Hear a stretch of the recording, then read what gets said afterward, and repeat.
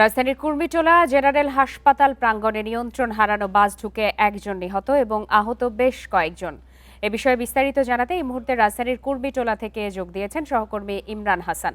ইমরান, খুবই মর্মান্তিক ঘটনা, নিয়ন্ত্রণ হারানো বাস ঢুকে গেছে রাজধানীর কুর্মিটোলা হাসপাতালের ভেতরে এবং আমরা সবশেষ জানতে পেরেছি যে একজন এ ঘটনায় নিহত হয়েছেন।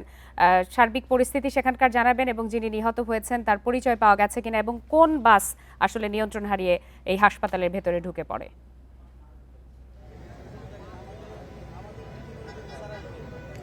জি, আসলে রাজধানীর কুর্মিটোলার এই অংশটিতে একটি বাস নিয়ন্ত্রণ হারিয়ে আনুমানিক 1 ঘন্টা আগে সন্ধ্যা নাগাদ 7:30 8টার দিকে নিয়ন্ত্রণ হারিয়ে কুর্মিটোলা হাসপাতালের যে গেট রয়েছে সেই গেটে এসে ধাক্কা লাগে এবং এই ঘটনায় তৎক্ষণাৎ একজন ব্যক্তি নিহত হয়েছেন। যদিও নিহত ব্যক্তিটি এখনও এই হাসপাতালের যে মর্গ রয়েছে লাশের সেখানেই রয়েছেন এবং এই ঘটনায় আরও 14 থেকে 15 জন ব্যক্তি কিন্তু আহত হয়ে হাসপাতালের এই অংশটিতে চিকিৎসাধীন অবস্থান রয়েছে এবং বেশ কয়েকজন চিকিৎসা শেষে তারা বাড়ি ফিরে গেছেন। প্রত্যক্ষদর্শী এবং হাসপাতালের যে সকল স্টাফরা রয়েছেন তারা এমনটি জানিয়েছেন। এই বাসটি মূলত প্রজাপতি এবং পরিস্থানের যে বাসগুলো রয়েছে মিরপুর থেকে এইটি আবদুল্লাপুর হয়ে এই রুটে চলাচল করেন এবং বাসটি মিরপুর থেকে যাত্রা করে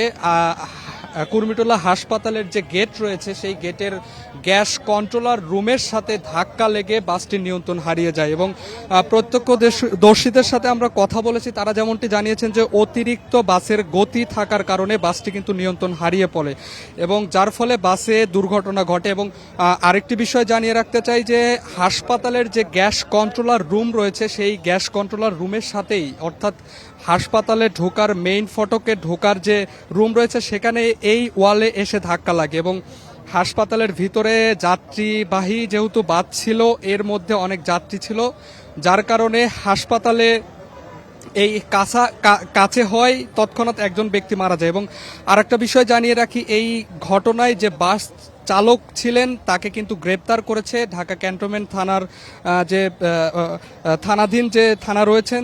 এই ঘটনার বাস চালক সহ বাসটিকেও কিন্তু জব্দ করে থানায় নিয়ে যাওয়া হয়েছে। আমরা এখানে এসে এখনো দেখতে পাচ্ছি যে এই জায়গাটি স্পটেড করে রেখেছে অর্থাৎ ঘেরাও করে রেখেছে এখানকার আইন শৃঙ্খলা বাহিনী সহ বেশ কয়েকজন আছেন যারা এই ঘটনা পর্যবেক্ষণ করার চেষ্টা করছেন, আসলে মূল কাহিনী কি এবং মূল ঘটনা উদ্ঘাটনের চেষ্টা করছেন।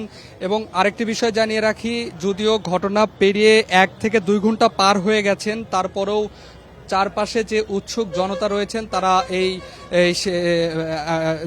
যে জায়গায় ঘটনাটি ঘটেছে সেই জায়গার আশেপাশেই রয়েছেন এবং তারা ভিড় করছেন। এবং আমরা এখানে এসেছি একটু আগেই এবং এখান থেকে যতটুকু জানতে পেরেছি যে বাসটি অতিরিক্ত গতি থাকার ফলে নিয়ন্ত্রণ হারিয়ে পড়ে, যার কারণে এই হাসপাতালের গেটের এই অংশটিতে এসে ধাক্কা লাগে এবং তৎক্ষণাৎ একজন ব্যক্তি নিহত হওয়ার খবর আমরা এখানে এসে পেয়েছি। তো এই ছিল আমার কাছে সর্বশেষ খবর। ইমরান হাসান, আপনি তথ্য সংগ্রহ করতে থাকুন, ধন্যবাদ আপনাকে।